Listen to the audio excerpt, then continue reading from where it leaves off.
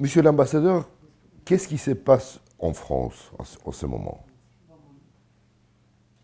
Alors nous sortons, je pense, d'une crise très profonde. Et l'intervention hier du président de la République a indiqué des voies et des portes de sortie.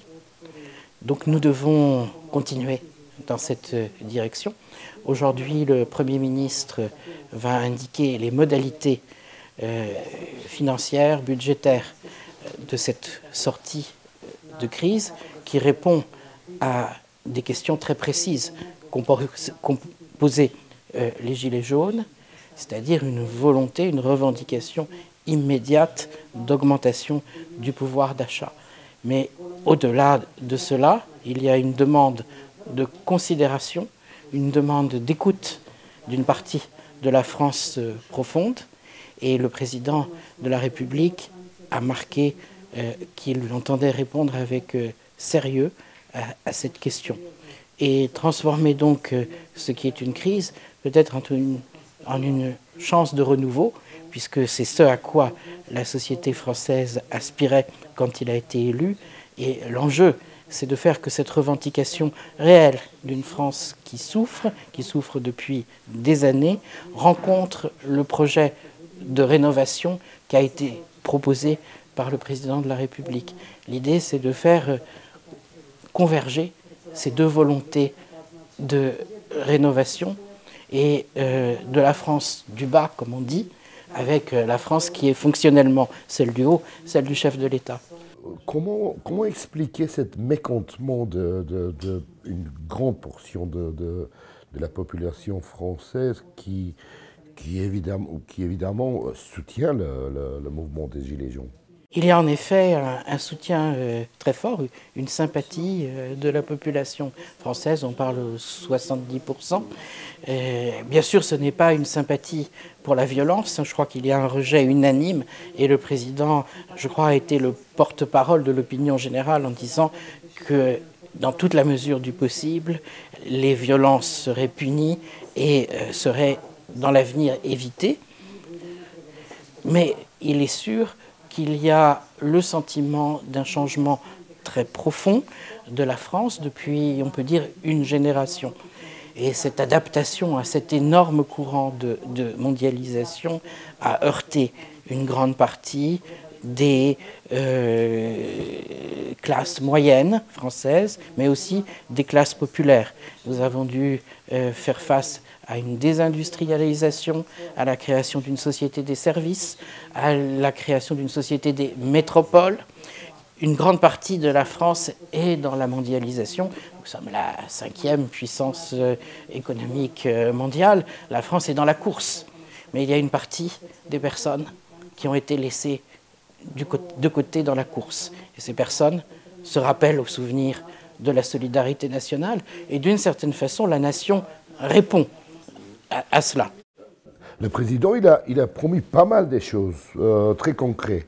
Mais malgré tout, les réactions sont, pour le moment, très négatives de tous les côtés. Gilets jaunes, les partis politiques de gauche, de droite, il paraît que ça, ce que M. le Président il a promis, c'est pas satisfaisant pour la plus grande part de la population. Vous savez, le capitaine est toujours seul dans la tempête. Je crois qu'il fait face. L'opposition s'oppose, ce qui est normal, c'est son métier. Et d'autre part, on ne peut pas sous-estimer le fait que ce mouvement des Gilets jaunes, avec toutes sortes de différences, hein, il y a ceux qui se veulent plus constructifs, d'autres qui sont extrêmement radicaux. C'est un mouvement qu'il est très difficile à appréhender, et c'est pour ça aussi que la réponse du président n'a pas été immédiate, et celle du gouvernement aussi a eu besoin du temps pour prendre la mesure de ce qu'étaient les revendications d'abord immédiates. Et donc on répond immédiatement, autant que possible, en tout cas le plus rapidement possible, si ce n'est immédiatement, à des réponses précises de ceux qui souffrent le plus, et donc avec des augmentations de pouvoir d'achat qui toucheront les salariés qui ont les salaires les plus bas et les retraités qui ont les retraites les plus modestes. Il y avait un sentiment très fort d'injustice dans la rapidité des réformes qui ont été faites en 18 mois, sur lesquelles le président a été élu, c'est le programme sur lequel il a été élu, mais il est sûr que le bulldozer est passé très vite. Il faut corriger cela, c'est tout à fait évident, car nous ne réussirons pas, au niveau français, mais aussi c'est une question au niveau européen, nous ne réussirons pas les réformes, nous ne réussirons pas la métamorphose de la société européenne sans égalité. Il y a des correctifs à apporter à un néolibéralisme qui fait derrière lui, il faut bien l'avouer, de grands dégâts. Et c'était ce qu'il y avait originellement dans le programme du président, en même temps transformer et en même temps protéger. Je pense que les 18 mois ont été des mois de transformation très forts, énormément de réformes. Maintenant, il faut penser à protéger et peut-être à répondre aussi en profondeur à des interrogations politiques, car ce qui est lancé maintenant, c'est aussi un débat qui va durer 3 mois et qui est aussi une réflexion en profondeur. Il ne s'agit pas de lâcher quelques monnaies, comme on a dit, à la population pour la calmer. Je pense que le sentiment, et c'est pour cela aussi que les critiques sont très fortes, c'est que le sentiment est qu'il faut un changement profond des règles du jeu. Et le président a dit, ça ne sera pas pareil avant et après cette crise. Qui sont les gilets jaunes? Est-ce qu'on a une réponse sur cette question? Qui sont ces gens? Est-ce qu'il y a un leader? Qui est derrière eux? Est-ce qu'il y a quelqu'un qui pourra négocier au nom des gilets jaunes? Si vous avez la réponse, je pense que vous serez écouté avec beaucoup d'intérêt par le gouvernement français pour savoir qui, en effet, peut être le négociateur. On a beaucoup essayé dans les jours derniers de trouver des personnalités qui sont représentatives. Il y a des personnes qui ont acquis une certaine aura médiatique. Elles sont d'une très grande diversité. Je dirais, de ce que je ressens, moi, en écoutant les radios et tout ça, c'est que c'est une France qui ne s'est pas sentie écoutée. C'est une France de province, c'est une France des périphéries urbaines, c'est une France qui est à la lisière des classes moyennes, mais qui risque beaucoup de perdre de son niveau de vie. C'est une France aussi qui s'est sentie en quelque sorte menacée dans son identité profonde. Et donc, c'est une France d'une très grande diversité, difficile à saisir et qui a un point commun, c'est une certaine méfiance vis-à-vis du monde politique. C'est aussi partiellement la France qui a voté pour le président de la République, qui incarnait une autre manière de faire de la politique hors des partis politiques. Mais c'est aussi une France qui était qui restait même lors des dernières élections hors du champ politique parce qu'elle était démobilisée et elle a eu une espérance. Maintenant, cette espérance, je crois que c'est le moment de la reconquérir. Et puis aussi, c'est une France qui s'était peut-être déstructurée et désorganisée. Vous savez, nous avions eu une France avec des partis assez forts, avec des syndicats qui étaient assez forts. Et il est évident que le néolibéralisme que l'on connaît depuis 30 ans a déstructuré l'industrie, a délocalisé, a sous-traité massivement. Donc c'est une société qui s'est retrouvée très fortement déstructurée. Et là, les gilets jaunes, curieusement, représentent une sorte de restructuration par la base. C'est bien sûr inquiétant par certains côtés pour les vieilles forces de la société, mais d'une façon aussi, ça prouve la vitalité extraordinaire de la société française et sa capacité de réaction. Il y a juste 1 an et demi depuis que M. Macron il a été élu pour le président de la République, avec un soutien assez important. Comment ça s'est fait qu'il a perdu la confiance dans une période si courte? C'est quoi où sont comment il a échoué? Alors, lui-même s'est Et montré, on l'appelle aujourd'hui le président des riches. lui-même s'est montré critique pendant l'intervention d'hier soir.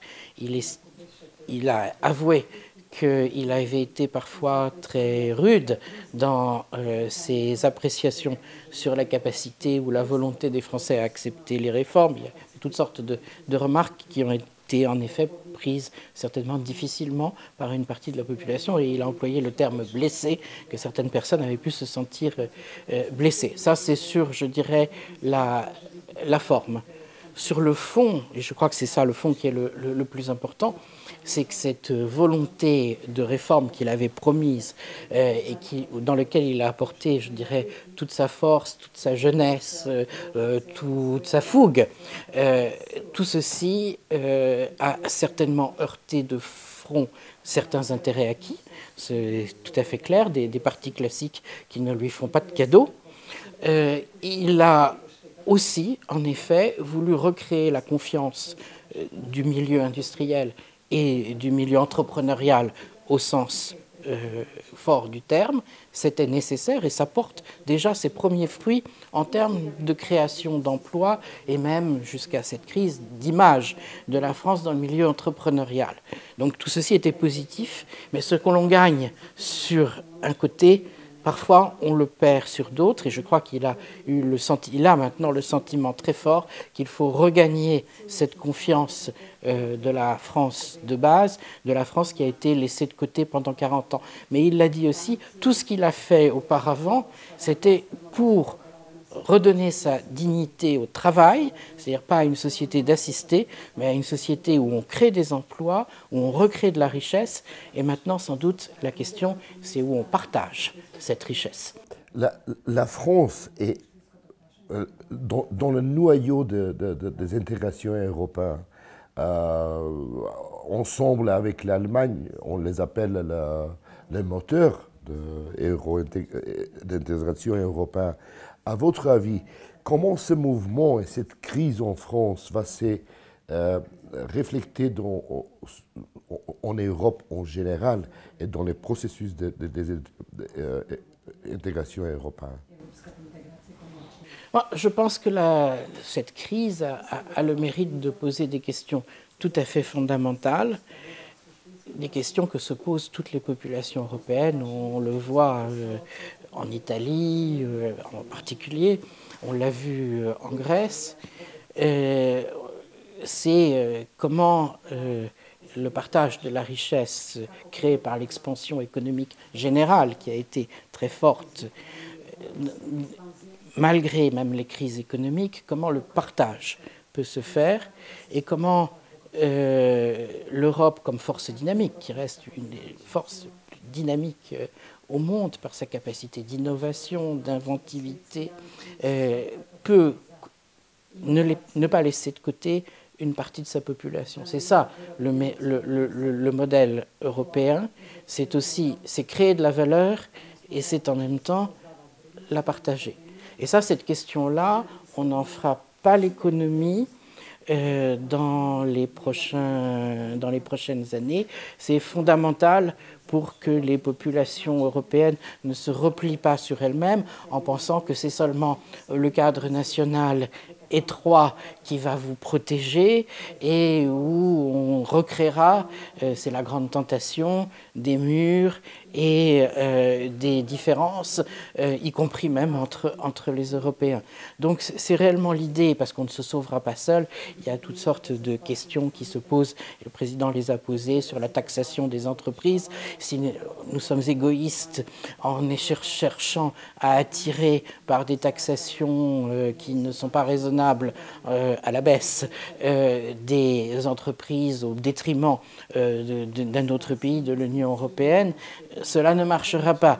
Et c'est là aussi, et c'est là les avenues que le président a tracées de façon moins précise les avantages sociaux immédiats, mais il a posé la question de l'imposition des grandes entreprises. C'est une chose qui va être ouverte, une question qui va être ouverte dans les prochains mois. La France l'a déjà posée à un niveau européen, en particulier avec les GAFI, les grandes entreprises financières, sur lesquelles notre ministre de l'économie a proposé une taxation.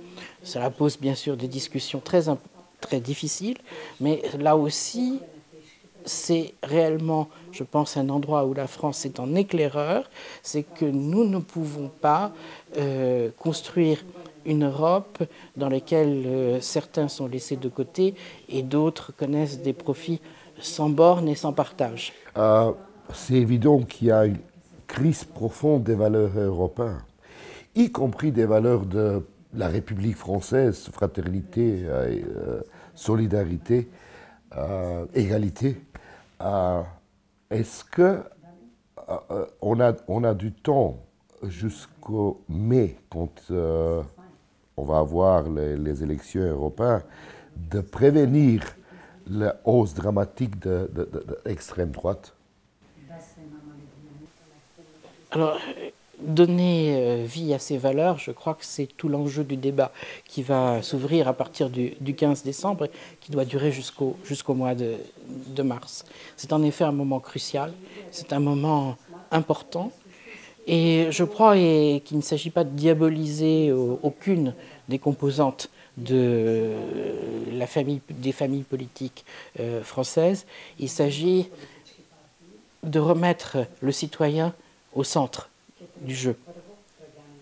Et après, les dérives extrémistes seront prévenues si le citoyen se sent à nouveau un sujet et pas un objet.